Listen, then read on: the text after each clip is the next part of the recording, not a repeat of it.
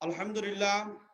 সংগ্রামী সহযোদ্ধা বন্ধুগণ, এখন আপনাদের সম্মুখে বক্তব্য দিবেন ইসলামী আন্দোলন বাংলাদেশ গোপালপুর পৌর শাখার সংগ্রামী সাধারণ সম্পাদক মোহাম্মদ নজরুল ইসলাম সুমন। মোহাম্মদ নজরুল ইসলাম সুমন, নারে তাকবীর। আসসালামু আলাইকুম। নাহমাদুহু ওয়া নুসাল্লি আলা রাসূলিল কারীম। আম্মা বাদ। আউযু বিল্লাহি মিনাশ শাইতানির রাজীম। বিসমিল্লাহির রহমানির রহিম। ইনিল হুকমু ইল্লা লিল্লাহ। সাদাকাল্লাহুল আলিয়্যুল আযীম। সমস্ত প্রশংসা সেই মহান রব্বুল আলামিনের প্রতি, যিনি আপনাকে আমাকে এখানে আসার জন্য, বসার জন্য এবং দিনী কিছু কথা শোনার জন্য তৌফিক দান করছেন। এবং সর্বপ্রথম আমি স্মরণ করছি 16 ডিসেম্বরের সেই মুক্তিযুদ্ধে যারা অবদান রেখেছেন তাদের উদ্দেশ্যে খতমে কোরআন এবং আলোচনা ও দোয়ার আয়োজন করা হয়েছে। আমরা সকলেই জানি 16 ডিসেম্বর আমাদের জন্য বিজয় দিবস, বিজয়ের দিন। কিন্তু পূর্বের ইতিহাস দেখলে দেখা যায় যে 1947 সালে ভারত আমাদের সাথে ভালো ব্যবহার করে নাই বিধায় ভারত থেকে পাকিস্তানকে বিভক্ত করা হয়েছিল।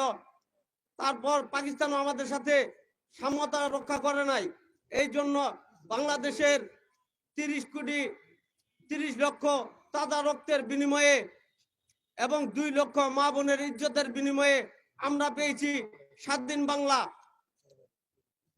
মৌলানা হামিদ খান ভাসানী সাহেবের সভাপতিত্বে মুসলিম লীগ, পরবর্তীতে সেটা আওয়ামী লীগ নামে পরিবর্তিত হয়ে সেই সংগঠনের তত্ত্বাবধানে বাংলাদেশের স্বাধীনতার স্থপতি ঘোষণা করা হয়।